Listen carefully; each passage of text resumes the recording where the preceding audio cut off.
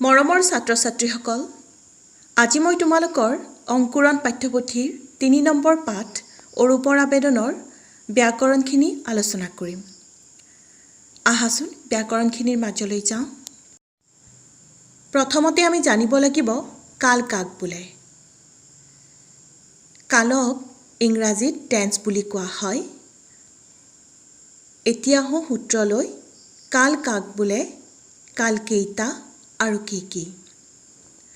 উত্তৰ হ'ল বাক্যত ব্যৱহৃত ক্ৰিয়া অৰ্থাৎ ইংৰাজীত ভাৰ্ব পদটো যি সময়ৰ লগত সম্পৰ্কিত হৈ থাকে তাকেই কাল অৰ্থাৎ টেন্স বোলে। এই ক্ৰিয়াপদটো মূলতঃ ৩টা সময়ৰ লগত সম্পৰ্কিত হৈ থাকে আৰু সেই সময়ক ভিত্তি কৰিয়েই কালক মূল ৩টা ভাগত ভাগ কৰা হৈছে।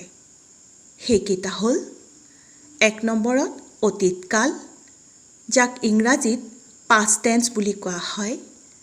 ২ নম্বৰত বৰ্তমান কাল, যাক ইংৰাজীত প্ৰেজেণ্ট টেন্স বুলি কোৱা হয়। আৰু ৩ নম্বৰত ভৱিষ্যৎ কাল, যাক ইংৰাজীত ফিউচাৰ টেন্স বুলি কোৱা হয়। ঠিক আছে?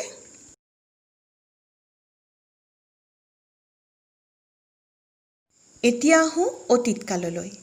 অতীত কালক ইংৰাজীত পাষ্ট টেন্স বুলি কোৱা হয়। এতিয়া অতীত কাল কাক বোলে, উদাহৰণ দিয়া। উত্তৰ হ'ল যি ক্ৰিয়াপদে পূৰ্বতে কোনো কাম হৈ যোৱা বা নোযোৱা বুজায়, ক্ৰিয়াৰ সেই সময়কেই অতীত কাল বোলে।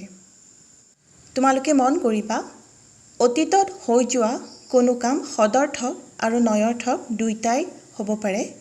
উদাহৰণ দিলে বুজি পাবা। সদৰ্থকৰ উদাহৰণত ১ নম্বৰ, মই কালি গুৱাহাটীলৈ গৈছিলোঁ। সীতাই চিঠি লিখিছিল।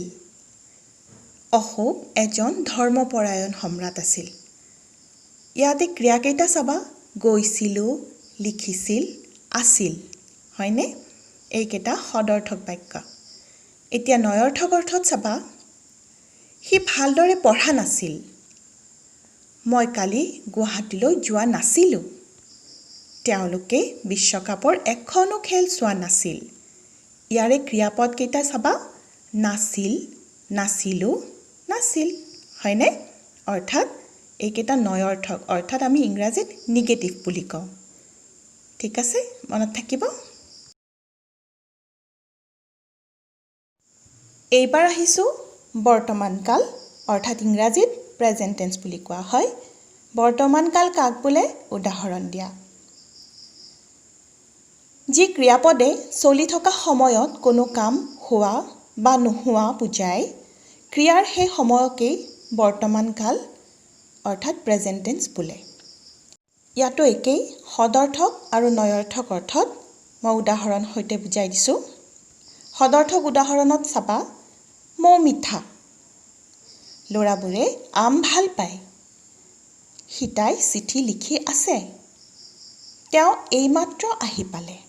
এইকেইটা সদৰ্থক বাক্য। এতিয়া নঞৰ্থক অৰ্থকেইটা চাবা, সিহঁত আহি পোৱা নাই।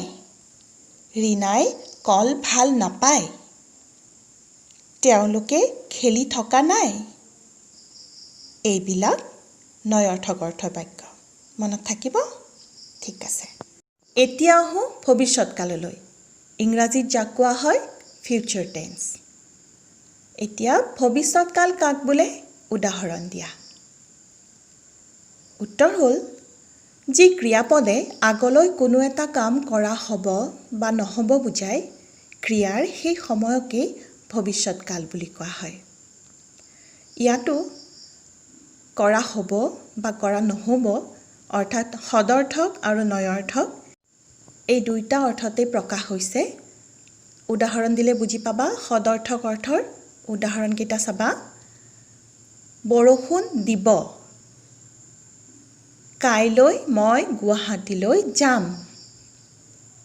সি ভালদৰে পঢ়া শুনা কৰিব। এতিয়া চাবাচোন, দিব, যাম, কৰিব, ক্ৰিয়াকেইটা মন কৰিছা ন? তাৰমানে বৰ্তমান কালত হোৱা নাই, হ'বহে আগলৈ কোনো এটা কাম কৰা হ'ব বা নহ'ব অৰ্থত হ'লে নয়ৰ্থক হ'ব নয়ৰ্থক অৰ্থৰ বাক্যকেইটা আমি চাই লৈছোঁ সি বজাৰলৈ নাযাব তেওঁ ইয়ালৈ নাহিব ৰীনাই এইবাৰ বিহু নানাচিব এতিয়া চোৱা ইয়াৰ ক্ৰিয়াকেইটা নাযাব নাহিব নানাচিব হয়নে নয়ৰ্থক অৰ্থাৎ নিগেটিভ সেন্সত কোৱা হৈছে এতিয়া তোমালোকে গম পালা যে বাক্যবোৰ সদৰ্থক আৰু নয়ৰ্থক দুইটা অৰ্থত প্ৰকাশ কৰা হয় তিনিওটা কালতেই আমাৰ সদৰ্থক আৰু নয়ৰ্থক দুইটা অৰ্থতেই বাক্যবিলাক প্ৰকাশ কৰা হয় ঠিক আছে এতিয়া আহিছোঁ আমাৰ পাঠভিত্তিক শব্দসাজি বাক্য ৰচনা কৰা